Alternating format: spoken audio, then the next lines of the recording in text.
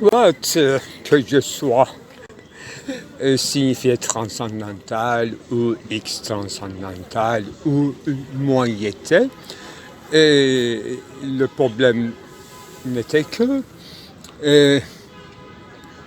mettre en liaison ce que je vise, ce que j'ai l'intention, disons, pour parler pédagogiquement, et ce moment d'intentionnalité visée soit modifié en moi, tout simplement. C'est-à-dire que moi se reflète sur la chose que je vise, et je discerne, je les décalque. Et le pire, je l'évite, mais quand je les détermine à force de choses, par caricature, parfois, par une certaine vitesse et par un lassement de me répéter et faire toute évolution et développement d'un concept ou d'un quasi-concept. Voilà, là où je vais arriver, c'est ceci, le concept dictionnaire, même encore un pas de plus, un nouveau concept clavier. Finalement, nous travaillons avec le clavier.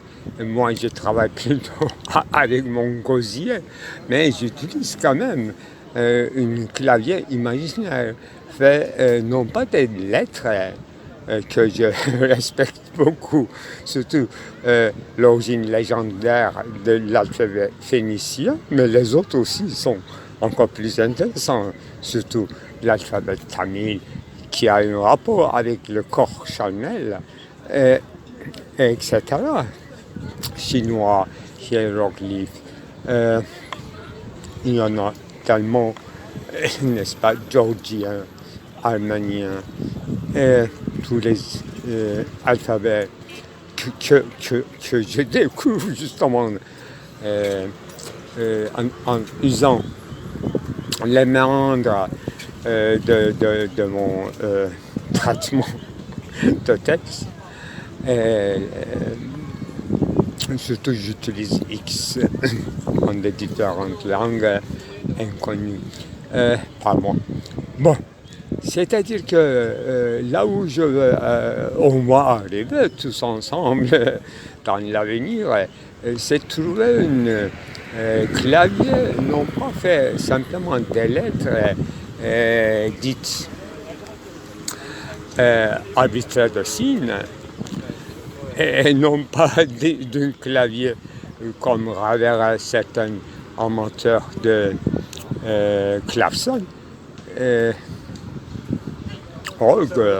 amateurs, là où il y aura des tonalités et des mélodies mémorisées, là vous poussez sur une touche et vous obtenez un flamenco, une façade double, etc. Donc les musiciens aussi, ils ont cette rêve de faire jouer avec les touches et passer d'une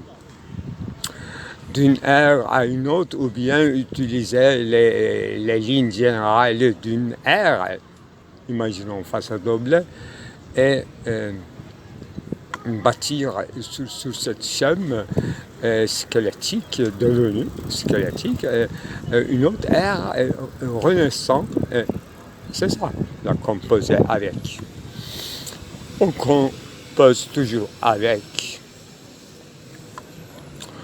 Pourquoi pas par soi-même, de soi-même, mais on est face à cette fois-ci encore, dans mon cas, à des mots fétiches, à des mots qui a eu un remplissement d'abord avec des mots rares pour la poésie, des mots qui ont des couleurs, des atmosphères, des stimules, et on accède directement à une vision du monde, à une umwelt avec ces mots, surtout automne pour moi.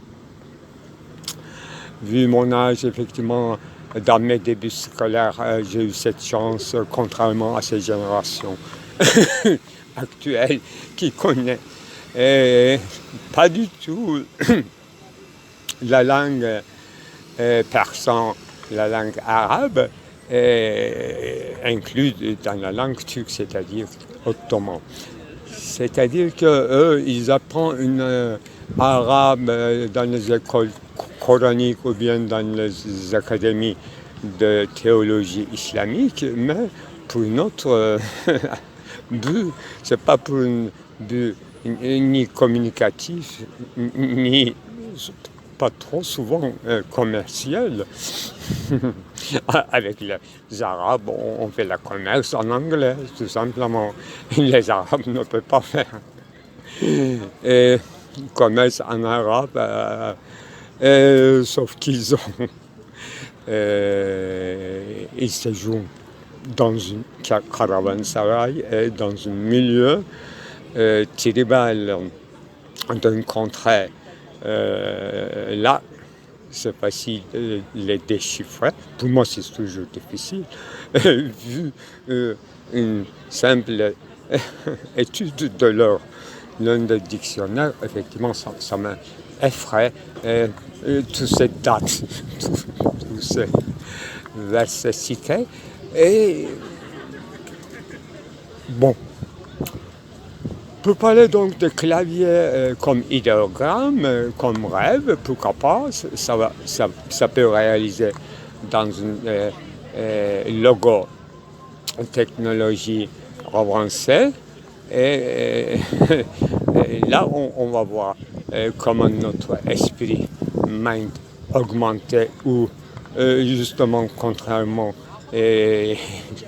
diminué, appauvri, devenu binaire. Là, on va voir si on ne fait pas attention à des structures, sous-bassements de ces algorithmes ou des dispositifs, on sera tout simplement des usagers des Made in Taiwan ou Made in j'en sais rien pour s'amuser avec le colifichet qui nous donnerait le temps de constellation et les petites appareils gadgets qui tout à coup 5 fois dans la journée qui commencent à faire un appel à la prière, etc. Là, ça jonche les étalages de Mecque et Médina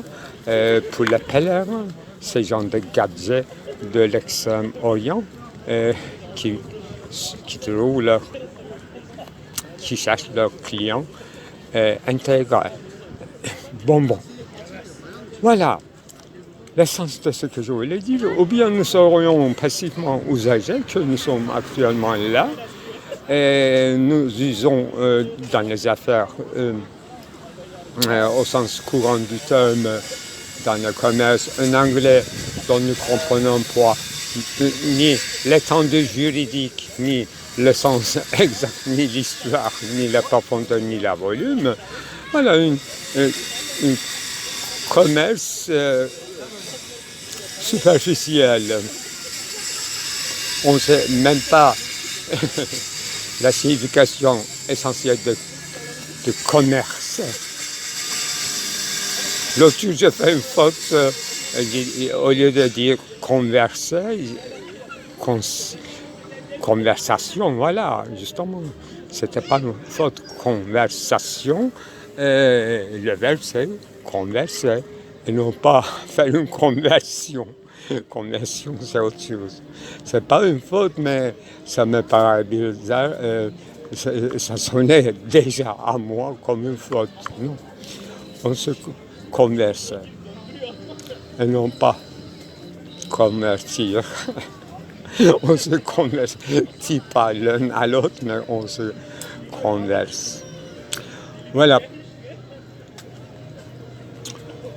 Alors, quand j'ai travaillé en étudiant à Paris, dans les écoles de langue orientale du rue de Lille, je suis tombé sur un petit manuel de langue et vous pouvez apprendre en même temps 5 langues très utiles, anglais, allemand, français, turc, sûrement italien, quelque chose comme ça, ou bien arabe, c'est possible. Donc c'est très facilement maniable et basé sur un apprentissage de conversation actuelle. C'est-à-dire que, imaginez, c'est pour apprendre à parler couramment ottoman. Le but de dictionnaire, donc c'était pour les Allemands, Anglais et Français, Italiens, parler correctement dans la vie quotidienne comme un ottoman d'Istanbul. C'est-à-dire que les phrases, c'était comme ça.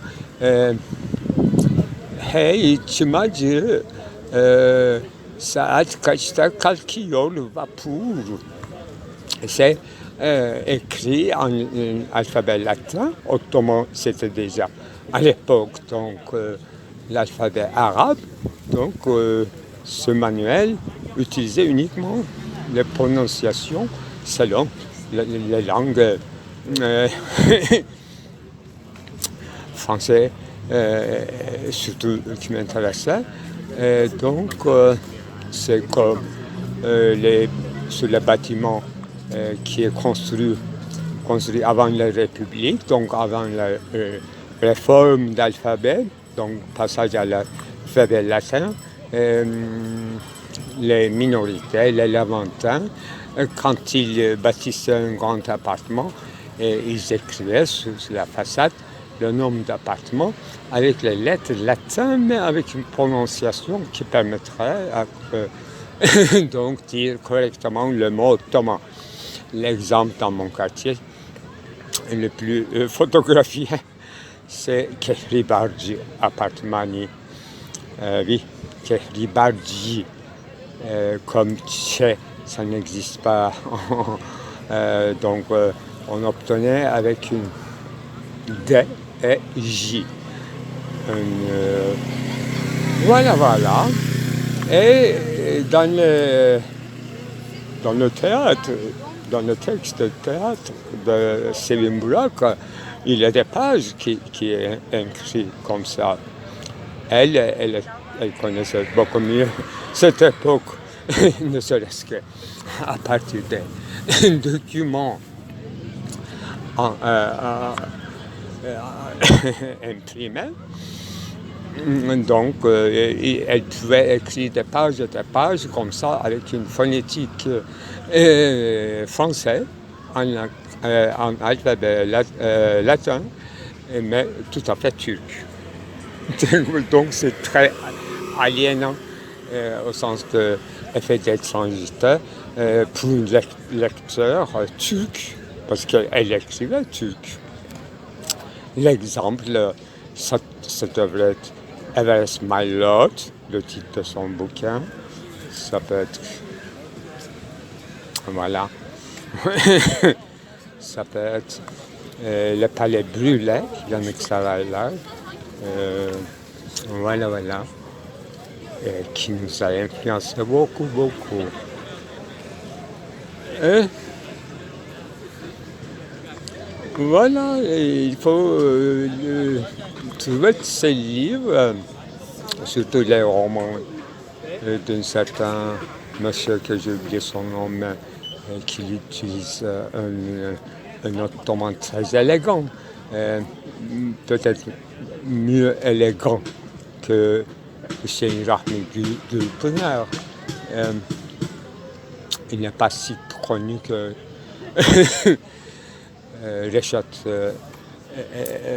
Nuri Güntekin, qui est très intelligent comme construction du roman, ou le sujet très bizarre après la chute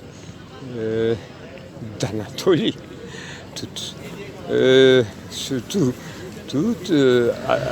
habitants des grands palais d'Istanbul, c'est-à-dire tous les nègres des salutaires étaient chassés d'Istanbul pour survivre. Ils étaient sur le chemin d'Anatolie, là où ils pouvaient trouver une demeure. C'est ça. Miskinler Türkçesi, grand roman. Comment on va traduire miskinler? Voilà. Les Russes connaissent bien les miskines. Ce sont des mystiques que Oblamahov traitait dans un roman. Également, Tevfik Fikret aussi, il se plaignait de ces miskines, c'est-à-dire les gens qui n'ont aucun espoir, aucun projet, dans une lassitude et dans une laisser-aller. Ils étaient vidés de leur humanité. Ils n'avaient plus une identité stable. Justement, Reşat Nuri Güntekin, il traite des gens anciennement nobles, mais qui sont en train de mendier sur le chemin d'Anatolie, même à Istanbul, dans le quartier, dans certaines heures. Ils sont devenus spécialistes, changés d'identité pour mendier. Voilà, c'est l'ordre de mendier, le sujet du livre, de tout âge, l'enfant et les adultes et les vieux. C'est fantastique, extraordinaire roman, jamais égalé. Et j'ai oublié de commencer mon discours aujourd'hui, un peu à la manière de Robert Musil, l'homme sans qualité. Moi, pour dire que moi je suis devenu moyenté, je suis devenu maintenant signifié transcendantal, comme je n'ai pas une qualité, une identité précise, comme je peux m'investir dans toutes les qualités, comme ce mot très riche en ottoman tedbil, qui a fait tedbil en allemand. J'ai fait une lecture de le dictionnaire de Shavkat Hauser qui expliquait qu'il s'agissait d'une ersatz, une Weichel, d'une sorte de substituabilité interminable. Et il ne donnait aucun exemple de finance ni monnaie courante, devise, mais extraordinairement riche, sens de tedbil. C'est certains sultans tyranniques, c'est Murat V, je crois, qui les avait interdits strictement tout usage d'alcool dans les tavernes à Istanbul. Et lui-même, il buvait beaucoup et il se travestissait et il descendait dans la nuit.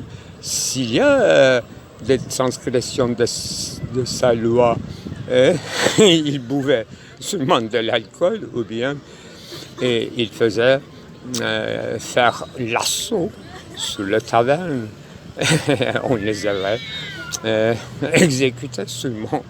C'est cette tedbil qu'il a faite par un souverain qui est un peu louche quand même, Murat V, si je me rappelle bien, qui a seul qui a exagéré l'interdiction de l'alcool, l'usage et la consommation de l'alcool, alors que les autres sultans pouvaient, les keshish, les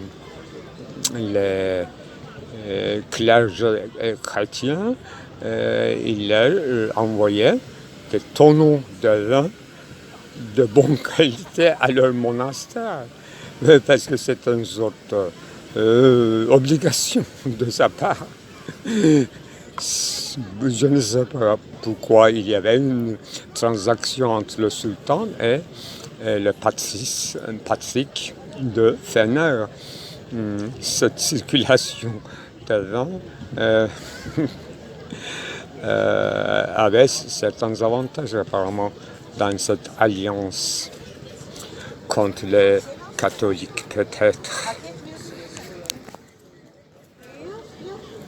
Je ne sais pas de quelques images qu'on puisse dire qu'il est idéogramme. sauf au sens codé du terme, d'une écriture chinoise qui sera basée des idéogrammes.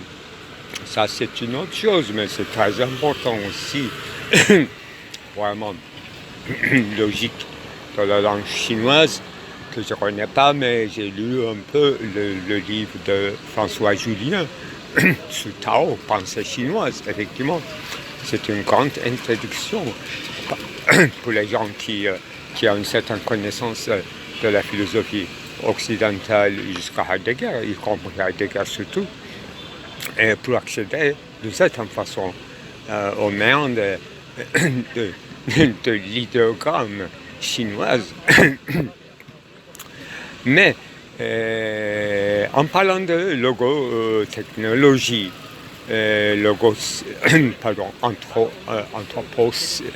téléanthropocène, c'est ça.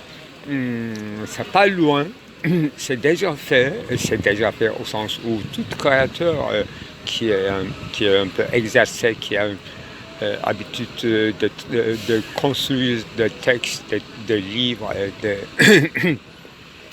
pourquoi pas un paysage à la manière de Gauguin.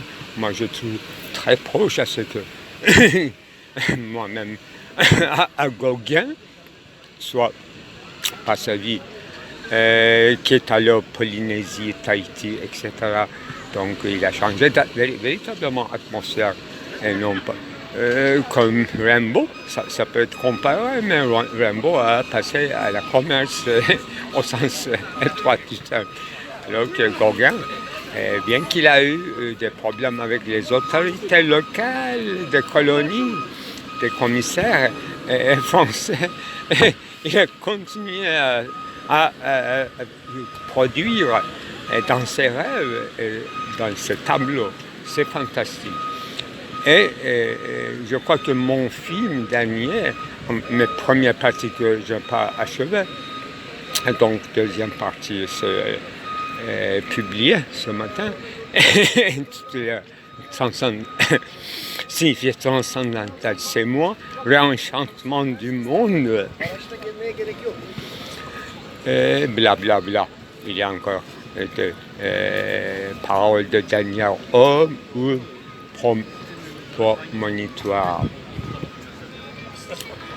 Et ça finit avec une image d'un certain fœtus ou d'une certaine alien qui nous attend très très joli parce qu'il ne s'agit qu'une certaine semence, d'un certain grain, d'une herbe fleurie que j'avais choisi, dont les fleurs sentaient très très bon, et j'ai photographié les fleurs, et j'ai mis dans l'eau, j'ai photographié, j'ai utilisé dans mes films. Maintenant, ça n'a pas fini mon affaire avec cette arbre que je dirais Chidem, je ne suis pas sûr, mais Chidem c'est une plante, c'est pas un arbre. Ça peut être Foulia, oui. Bon, maintenant avec la grain, il y a toute une haute faune et flora, surtout faune, avec tous ces petits insectes avec leurs ailes d'ange qui dansent et qui s'accouplent autour de ces grains, c'est fantastique. Alors, le film, première partie surtout que je n'ai pas montré, je n'ai pas encore décidé à publier dans ce milieu-là, c'est très Gauguin au sens pictural du terme et au sens de primitif fauvisme aussi. Et toute une élégance accompagnée, bien sûr, dont l'un des chapitres s'appelle d'ailleurs goût élégant, des goûts élégants. Je suis très content. Finalement, je n'étais pas sûr du résultat, mais vraiment, ça portera le titre, c'est-à-dire signifié transcendantal ne peut être que moi, au sens de Daniel Homme, ou bien tard venu ou trop venu de Nietzsche, au sens de monitoire. Nous sommes dans ce sens-là, encore des avant-gardes et des hommes très vieux, plus vieux que toute l'histoire de l'humanité. Parce que nous nous intéressons toujours aux origines de l'alphabet. Et maintenant, nous sommes, moi, avec un certain exercice d'habitude et d'expérience accumulée, juste mon clavier, non pas clavier alphabétique, mais mon archive, j'utilise les dossiers comme des claviers. C'est extraordinairement difficile d'apprendre à écrire avec des dossiers qui sont épars finalement, qui n'ont pas, qui ne suivent pas une ordre chronologique et une ordre naturelle d'enregistrement. Donc j'ai choisi l'introduction d'une autre stimule des séries des enregistrements et je laisse le reste, je laisse à côté le reste, je passe à un autre dossier, donc à un autre ensemble. Là, je tire un développement qui conviendra à la suite. Et je choisis additif, texte, enregistrement additif. Il ne s'agit pas d'images. Avec les images, c'est plus facile de faire des montages et des rapports dialectiques. J'ai beaucoup plus d'habitude parce que j'ai commencé au cinéma muet, sans manipuler des paroles. Maintenant, c'est plutôt une certaine pesanteur de la parole qui se bat, qui entre en conflit et dans un rapport sans rapport, surtout la voix et l'image, comme c'est divorcé, ils vont chacun dans leur chemin et en se croisant dans des moments voulus par moi et parfois laisser sous silence. C'est encore plus dramatique, comme je disais, trop de temps. Voilà. J'ai découvert donc plusieurs effets dits dramatiques en usant ce genre de clavier, entre guillemets, à ma façon. Et ce n'est possible qu'avec mon archive et moi, et ce n'est possible qu'avec le dispositif technique actuel que je possède. Voilà, donc j'aimerais bien avoir plus de facilité, mais plus en plus je me bats avec une certaine carence, même des lettres. Je vous assure, je vous jure qu'il me manque plusieurs lettres d'alphabet, surtout des voyelles.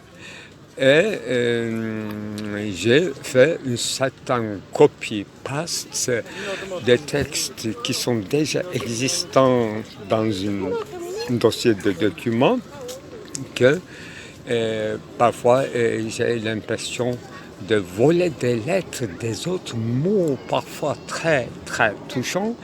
C'est de quel mot que je vole cette I ou cette E ou cette paix qui me manque, et je le copie et je le colle pour corriger tous ces chapitres, sous-chapitres et tous ces commentaires, sous-titres écrits par un travail de fou, à cause justement d'une carence technique qui m'apprend cette qualité. Cette qualité m'apprend énormément de choses, mais tous de l'ordre de superstition. C'est-à-dire que où est-ce que j'ai pris cette I? Je n'arrive jamais à trouver une W, alors que ouais, alors que je possède une pour dire Gouinouk en coran, ce n'est qu'une ange perverse, donc une totem idole des Arabes, pré-islamique. Je ne possède pas un jet véritable. Et je le transforme avec une petite ruse en écrivant sur une page sensible et corrigible automatiquement par un traitement de texte réglé sur la langue française que je ne peux pas changer. Et j'écris gré, au gré, bon gré, mal gré. Et là, j'obtiens un véritable jet en français. Et mon Gouinouk se corrige, voilà.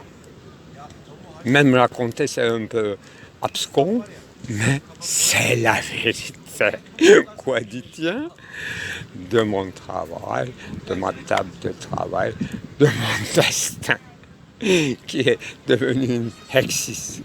Comme disait Héraclite, les gens croient qu'ils ont une... voilà, un destin qui le guide, mais ce n'est que leur hexis finalement qu'ils ont. Ce n'est que leur caractère qui leur paraît comme leur destin. C'est fantastique, c'est pour ça que d'ailleurs j'écris toujours le mot hexis à côté de destin, hexis destin. Et en parlant de mes dessins, destin de mes dessins, des rouleaux excrémentiels transportés de Paris à Istanbul pendant mon déménagement mythique l'hiver de 1994. Voilà, c'est le thème central, en tout cas, du dernier homme. Et encore promonitoire. Au revoir. Gününü yaşa. C'est quelque chose dièse, quelque chose comme ça, Dolce Vita en italien, c'est un peu le même sens.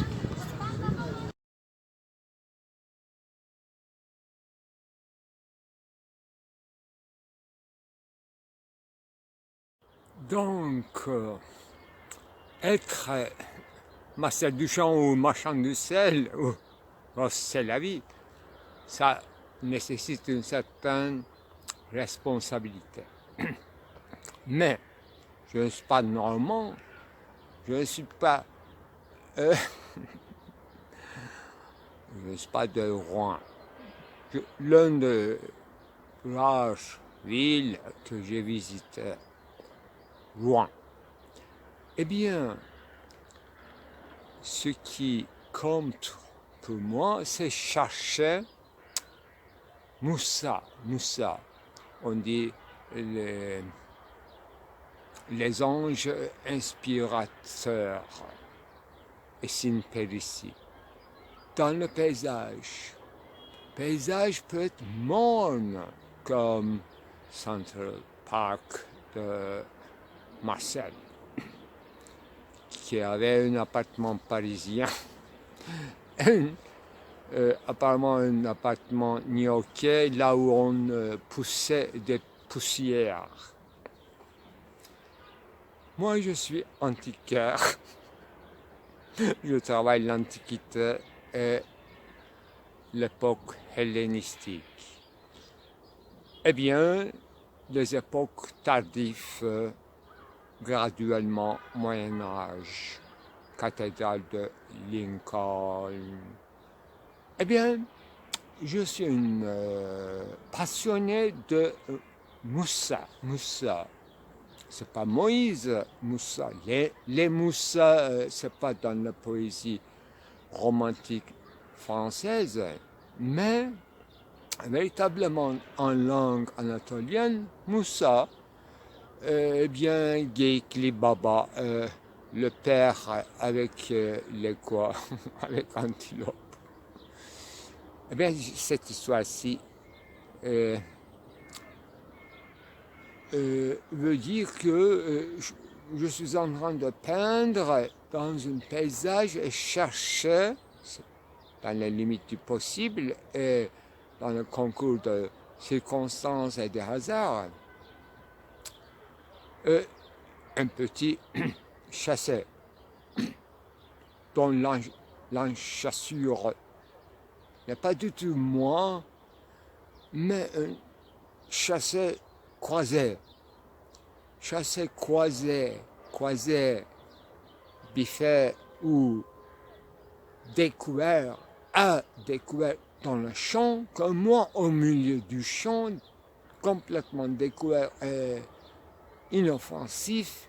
Effectivement, il s'agit d'un personnage B.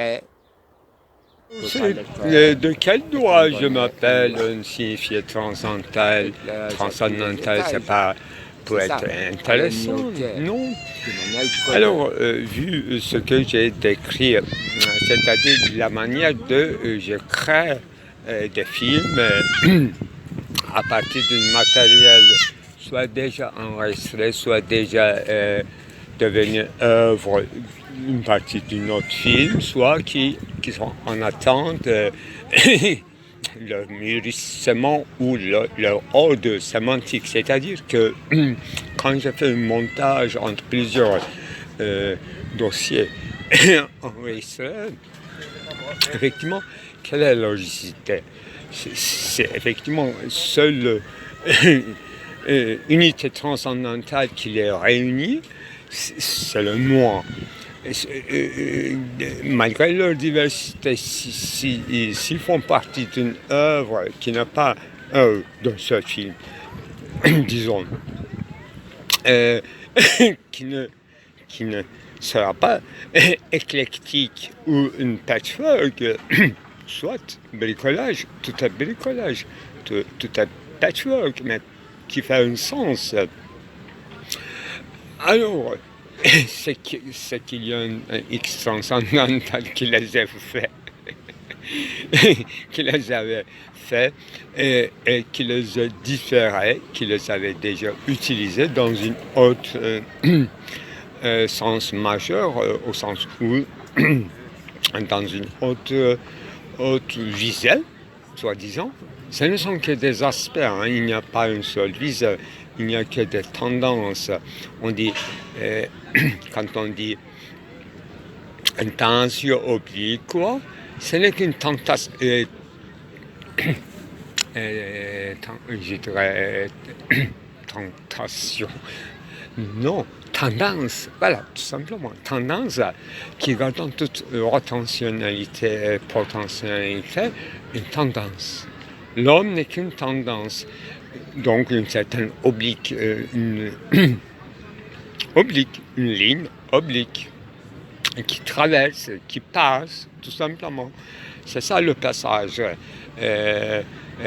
ininterrompu d'un flux de moi, parce que j'ai fait comme l'artiste Cabaret, tous les jours des enregistrements, tous les jours.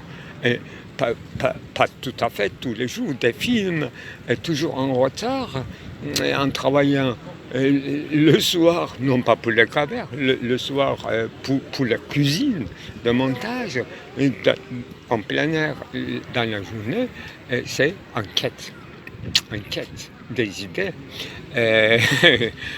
comme péripatéticien. Je ne suis pas bien sûr limité à Istanbul, mais je n'arrive pas à sortir, c'est ça le problème. Istanbul est devenu sans fin et sans limite, sans frontières. Donc pour moi c'est difficile de trouver le point de sortie. Auparavant j'avais essayé, quelques essais existent. Excursion au sens de campagne à l'est, campagne à l'ouest, n'est-ce pas? Doğu, Batı, seferim, campagne occidentale, campagne orientale. Quand j'ai fait la guerre, j'ai fait dans deux fronts en même temps, dont l'exemple, grande œuvre, Heftpens, qui dépasse tout. Mesnevi. Mesnevi, c'est à partir de moi, Mesnevi aura un autre sens qui ne sera absolument pas identique au roman au sens je dirais, occidental du terme, mais Italo Calvino déjà, je n'ai pas beaucoup de ressemblances, sauf qu'il avait déjà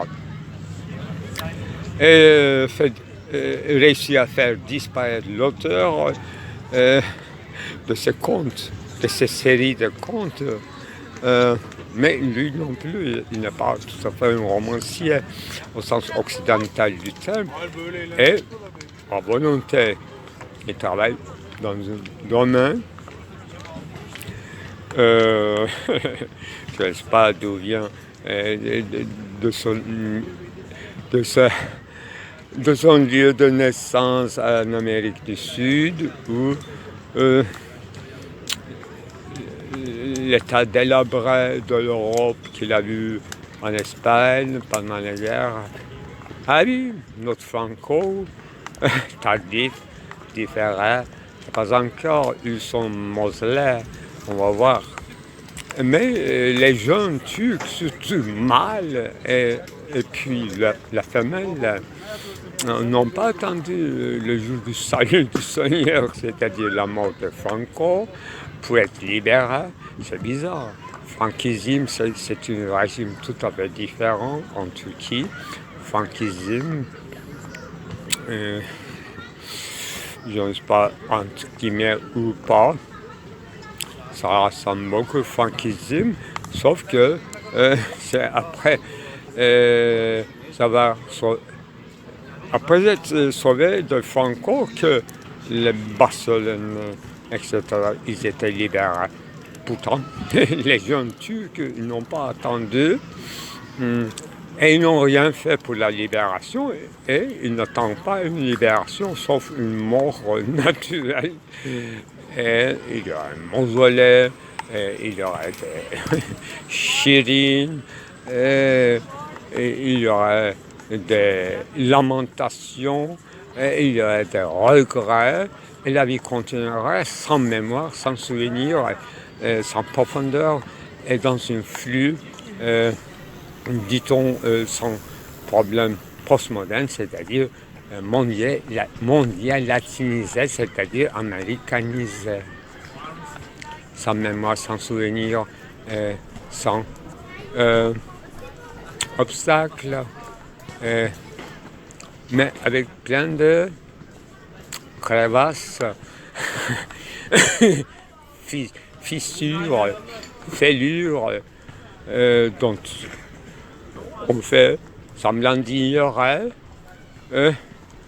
Chacun vit cette époque comme symptôme de soi-même, de sa maladie à lui.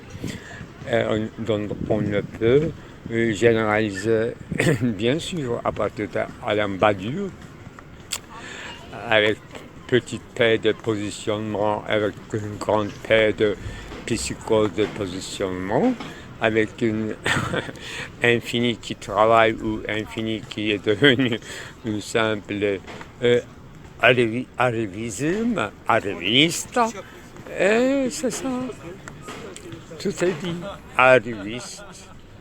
Arriviste, sans lendemain,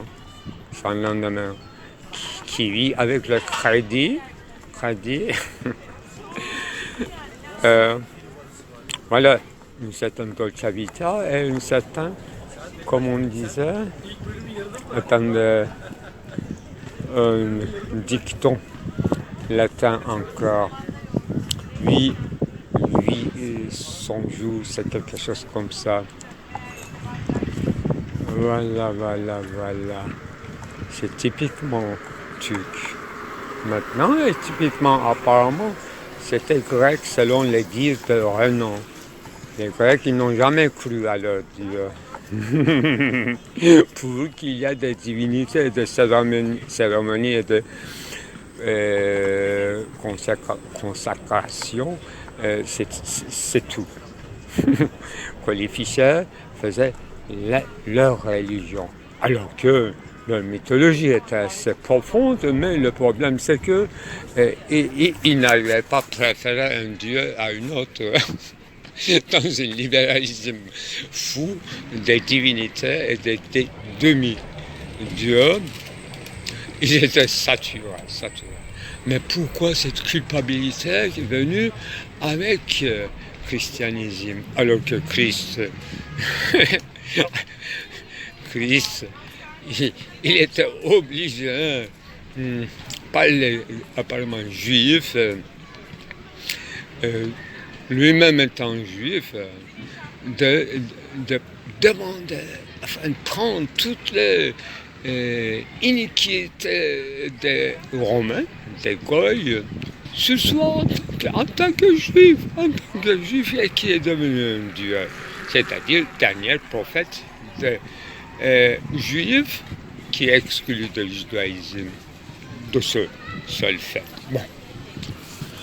Très compliqué et très convaincant comme histoire d'exclusion ou double exclusion. Voilà. Sad but true.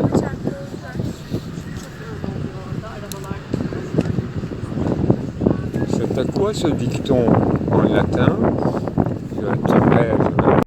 Alors, en se promenant dans la nature, en observant la nature, si vous pensiez que vous aimiez la logicité des végétaux encore plus que les animaux, leur régularité, leur symétrie, comme une échelle qu'on appelle une échelle achat, donc une double hélézonique qui s'avance au niveau des feuillages et les fleurs de l'automne qui portent à la fois des bourgeons et des fleurs, eux-mêmes les pollens.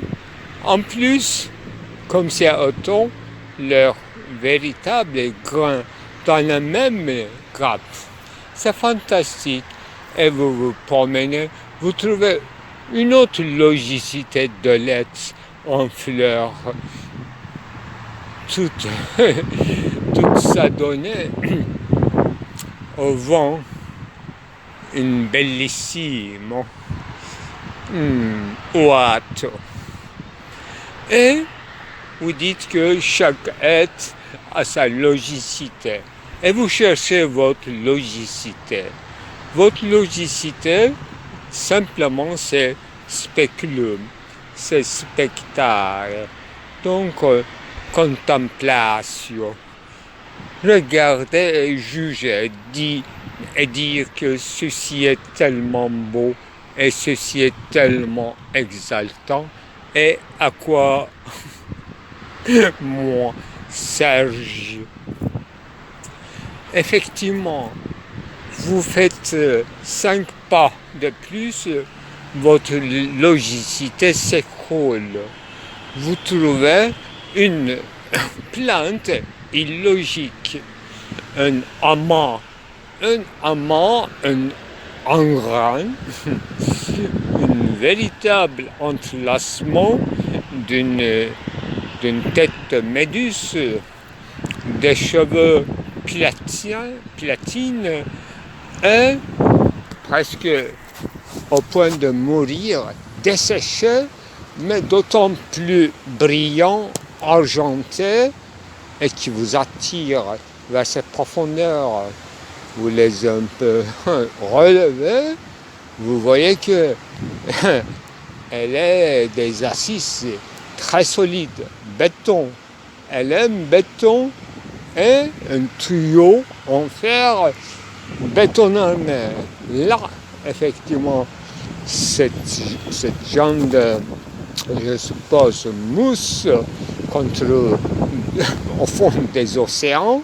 Maintenant, on trouve maintenant, voilà, sous le dôme d'un tunnel de métro.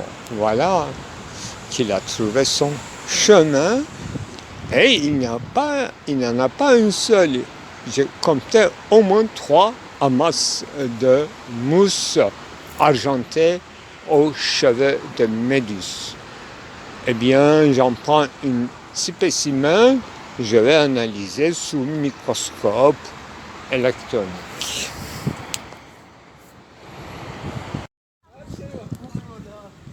Bon, c'était Carpe Diem. Carpe Diem, vive ta journée. Chers auditeurs, chères auditrices, imaginez mon état. Pour cela, mettez un instant vous-même à ma place. Ce qu'on appelle une substitution imaginaire par la voie de nos facultés. Ce n'est pas une expérience naturelle ni un jeu d'échange, ou ni encore moins échangiste. Bien que j'avais fait un film qui tourne autour de ce thème sémantique qui touche à l'essence de la substituabilité langagière, et ce jeu bien connu, mettons que ceci était cela, mettons que ceci était mon sang, mettons que ma chair était le pain, et mettons que Saoul était police, etc. Tout est possible dans la limite de compossibilité et d'incompossibilité aussi. Et ceci, dans cet état, dans cette large panorama qu'on appelle, qu'on ose encore plan d'immanence, parce que ça dévore, ce plan d'immanence élargi, ça dévore et ça mange par les côtés. La transcendance est devenue un petit point réduit à un petit point qui s'appelle moyette. Ipséité, votre cher ego transcendantal qui parfois survole, parfois subit. Ça aussi, c'est très paradoxal, énigmatique, structure à déchiffrer. Voilà mon état. Mettons à l'instant que si vous auriez des difficultés de suivre, non pas d'un film à un autre, quand même ça se passe bien, mais d'un chapitre à un autre, c'est-à-dire l'enchaînement. La question de l'enchaînement, j'ai donné quand même des semaines sur la notion de causalité, cause à suivre, et 4 causes aristotéliciennes, et j'ai remis en cause toute table de catégorie et table de jugement, et toute table au sens de tige. Là, il y a eu des dérives, c'est-à-dire dérivation. Eh bien, je souffre, à dire, voilà un aveu à faire maintenant ici pour soulager tout le monde, et d'abord moi-même, je souffre des atteintes aiguës d'ironie. Je dirais comme Héraclite, c'est mon destin, donc c'est mon caractère. C'est facile pour nous les mortels dire que pour notre caractère, ce fut notre destin. C'était une citation de Héraclite. Alors, imaginez l'état dans lequel je me trouve, et je vous comprends que vous avez eu des difficultés de s'enchaîner, de me suivre, poursuivre, être dans la fête, au sens architectural, au fait, c'est-à-dire le point clé, serrure, verrouiller qu'est-ce qui tient cette architectonique en érection. Non, pas permanent, mais saccadé ou sporadique, épisodique, et comme aimait bien dire Jacques Derrida, période. Oui, dans la confession. Il fait des périodes en parlant de sa mère, c'est bizarre. Période et pourquoi pas époque. On a tendance à traduire époque comme des périodes au sens historique anal du terme. Alors, Sphinx, Oedipe, l'énigme. Ce sont des thèmes bien connus, archi connus, architextes. J'avais demandé un jour à Derrida, qu'est-ce que vous entendez finalement de l'architecte enfin, autrement dit, je n'ai pas osé dire exactement, oui, vous écrivez en langue philosophique, c'est très compréhensible, on suit sporadiquement, périodiquement, mais avez-vous des architectes? Voilà, moi j'ai des architectes que j'essaie pendant des mois exposer en faisant en me faisant mon propre archéologue, je descends au soubassement de moi-même. Je suis descendu jusqu'à les années 80. Donc j'ai trouvé des textes qui sont devenus des corpus, c'est-à-dire des kulliyat, comme on dit, divans, c'est-à-dire recueils de textes. Donc, manuscrits, mais ça ne change rien. Ce sont des sceaux au sens où l'empreinte est ineffaçable, et bien que ça s'efface, c'est pour ça que j'ai écrit. Il faut que ma tête soit quand même tabula rasa, il faut que j'écris et je me soulage. Voilà. Donc, je souffre des atteintes aiguës d'ironie, mais ça aussi c'est sporadique. Parfois je pleure, vous savez, je ne les efface pas, ces enregistrements. Et donc, je suis un homme de vérité, un homme transparent, rien d'opacité, mais quand même,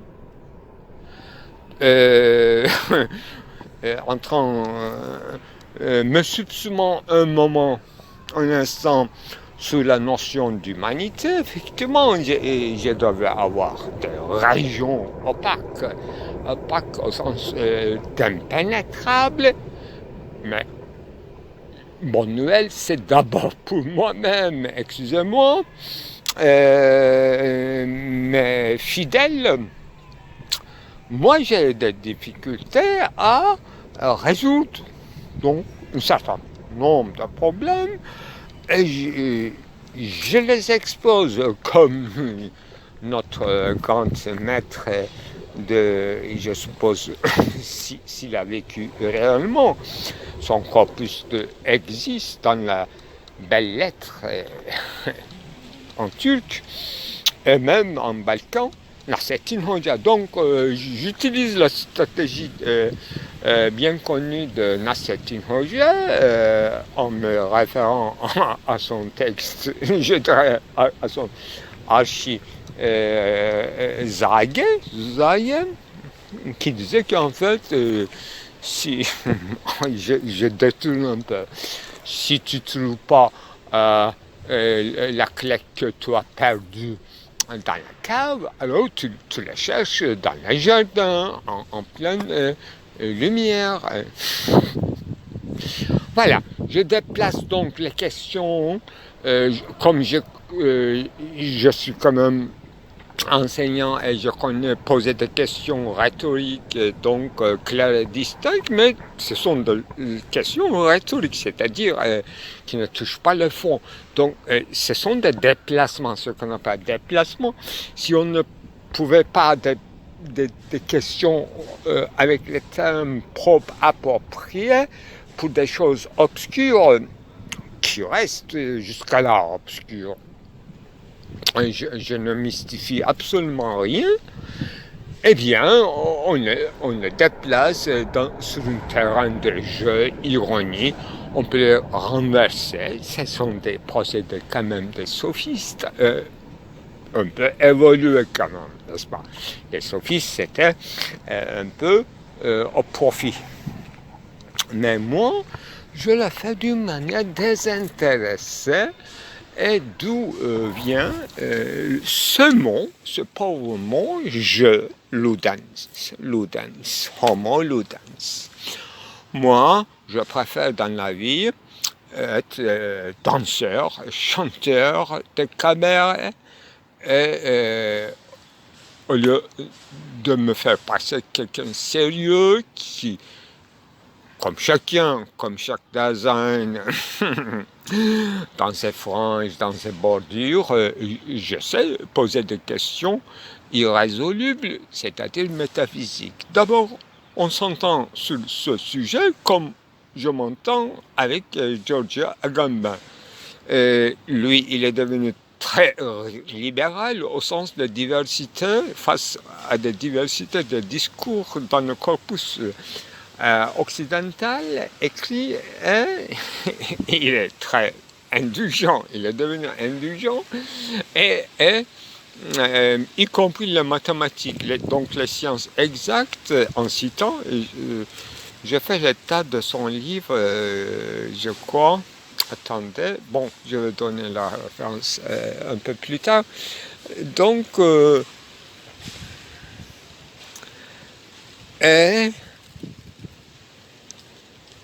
pour qu'une question touche au fond, qu'on peut considérer, non pas de l'intérieur, mais de l'extérieur, avec la lecture d'Agamben, par exemple, métaphysique, entre guillemets ou sans guillemets, c'est que sa formulation et sa conséquence, et sa place, son positionnement, sa fonction, etc., reste complètement quelque chose soit inefficace, soit, autrement dit, avec les termes plus sérieux, aporétique. Aporétique, une formulation aporétique est comme résultat d'une grande recherche quand même, grand travail, grande invention, y compris toute formulation en écriture mathématique aussi. Je parle des mathématiques pures, non pas appliquées, je précise, je suppose que Agamben aussi.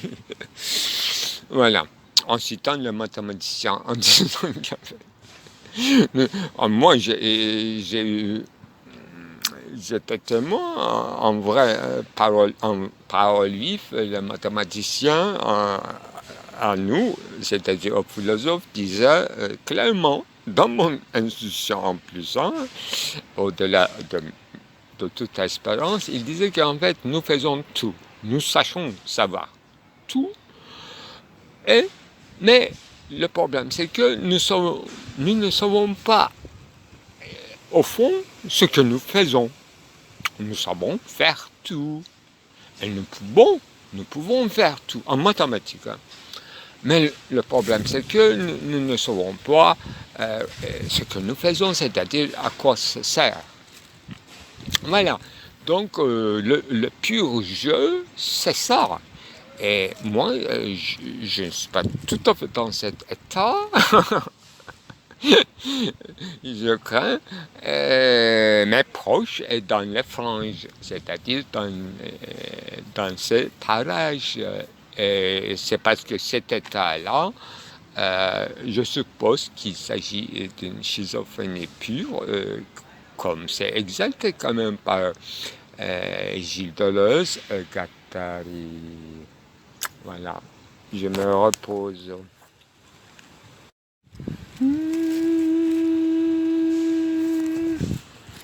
Dans ce moment-là de syncope du discours et de fatigue feinte, là, une musique remonte en moi. Et tout à l'heure, comme je suis très vivace, absolument pas encore fatigué, à mon logoré, une musique a remonté, même en muant, c'est-à-dire par ma bouche, par ma phonème. Et ça, encore une, disons, remontée d'un thème de Baianas, Brasilianas, de Lobos.